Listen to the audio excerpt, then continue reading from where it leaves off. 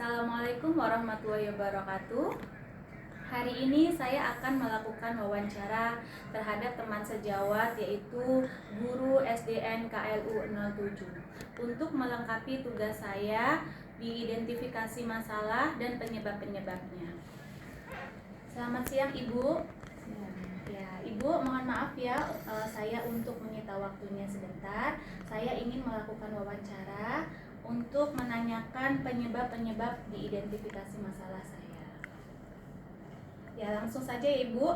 Menurut Ibu, apa yang menyebabkan peserta didik kurang termotivasi dalam pembelajaran? Menurut saya, peserta didik itu kurang termotivasi dalam pembelajaran. Itu yang pertama, dari peserta didik itu sendiri, kurangnya kemauan untuk belajar, kemudian tidak adanya motivasi dari orang tua atau lingkungan sekitarnya, kemudian lingkungan rumah, ya pokoknya itu yang berkaitan sama peserta didiknya. Kemudian kalau dari sekolah bisa juga terjadi karena tidak ada gaya metode atau inovasi yang dilakukan oleh guru tersebut, sehingga anak kurang termotivasi untuk belajar. Iya, baik.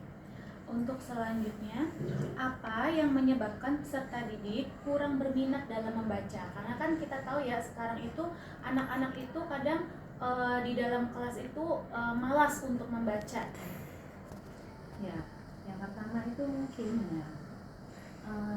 anak tersebut belum bisa membaca, jadi sehingga kalau disuguhkan buku untuk kelas rendah ya, jadi mereka melihat buku hanya gambarnya saja, jadi dia tidak bisa membaca sehingga hanya melihat gambar.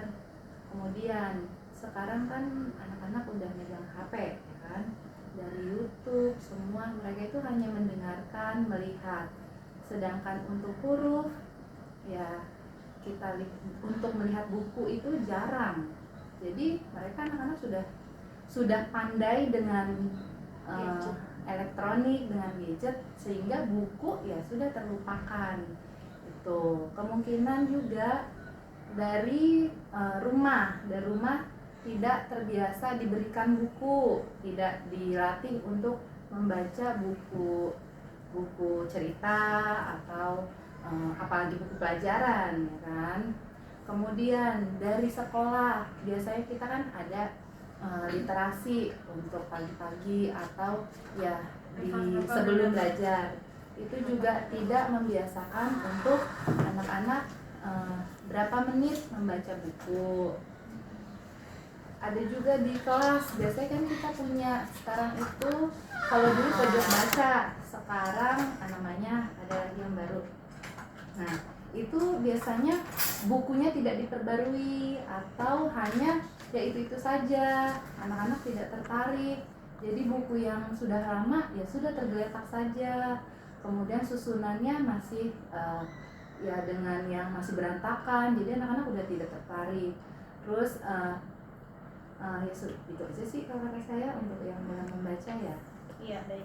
Untuk selanjutnya, apa yang menyebabkan peserta didik kurang paham dengan materi yang disampaikan oleh guru? Terkadang kan kita sudah menjelaskan banyak materi gitu ya, ternyata tiba-tiba yang kita jelaskan itu tidak ditangkap secara maksimal oleh siswa gitu. Nah, ini berarti kan penyampaian dari guru ya. Mungkin saat guru menyampaikan, guru tidak membuat anak terfokus pada guru tersebut.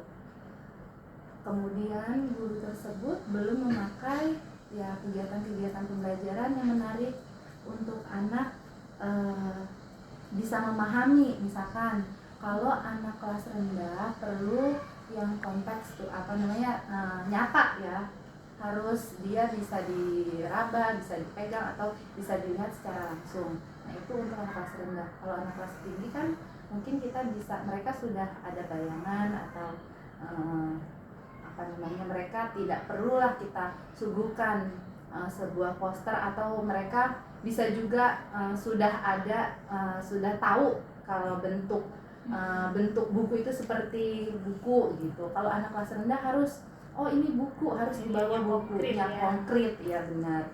Nah itu, jadi itu juga pengaruh. Dan juga satu lagi, anak memang belum siap untuk belajar pada saat guru memberikan pembelajaran. Ya, itu berarti masalahnya di pengelolaan dari gurunya ya. Iya. Gurunya dalam mengelola kelas itu belum maksimal. Iya, ada juga kan gaya belajar anak kan sekarang kan ada yang bisa melihat langsung, atau ada yang berlari-larian sambil, padahal di situ dia harus memegang bendanya gitu. Ada juga yang mendengarkan ya kan. Jadi ada juga anak yang sambil mendengarkan sambil menggambar tuh. Nah itu jadi bentuk-bentuk pembelajaran pada anak. Nah seorang guru itu ya Harus bisa menguasai ya. Oke, selanjutnya, apa yang menyebabkan peserta didik itu kurang mampu menyelesaikan soal-soal yang berbasis HOTS ya, yang membutuhkan berpikirnya lebih kritis ya. lagi gitu.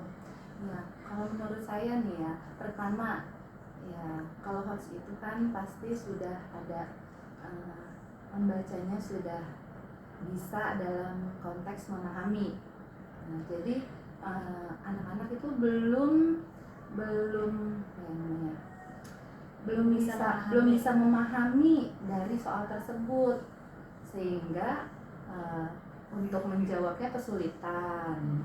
Kemudian guru ya balik lagi, guru belum terbiasa memberikan soal-soal HOTS kepada anak, sehingga anak baru melihat soal HOTS, oh baru hanya jadi belum bisa memahami kembali kan. Iya, Seperti kurang itu. berlatih aja ya. Kurang terlatih ya.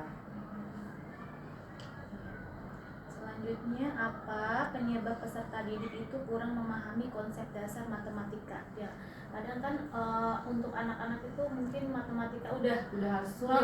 benar. Betul. Ya itu, pola pikir anak kan seperti itu ya. Matematika karena sudah berkaitan dengan angka, aduh sulit nih itu.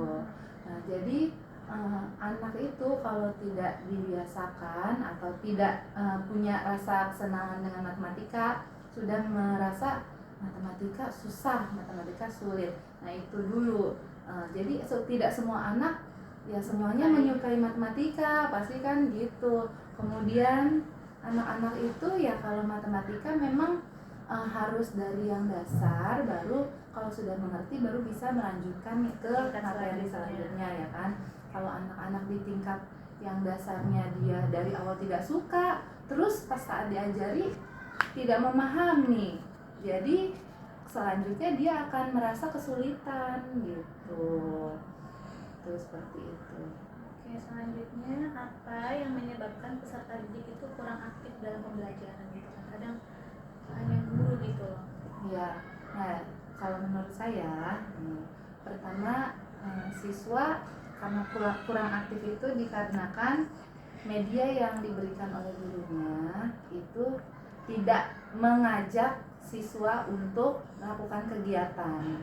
Ya, contohnya hanya melalui ucapan atau kata-kata aja. Terus ya kurang menarik lah gitu. Jadi anak tidak sesuai ya juga. Kemudian anak-anak ya jadi merasa gurunya guru ngomong sendiri, anak-anak ya sibuk sendiri ya, seperti itu. Jadi ya tidak aktif, sehingga ya hanya kelihatannya diberikan soal saja, kemudian disuruh menulis saja, kemudian disuruh jawab ya. Bagaimana untuk anak tidak student center ya istilahnya kan itu, sekarang kan student center ya. Jadi ya guru harus memberikan pembelajaran yang membuat anak sebagai student center itu tadi. Ya, baik, terima kasih Bu Dwi atas waktu yang diberikan. Terima kasih banyak. Semoga tugas ini bisa terselesaikan dengan baik. Okay.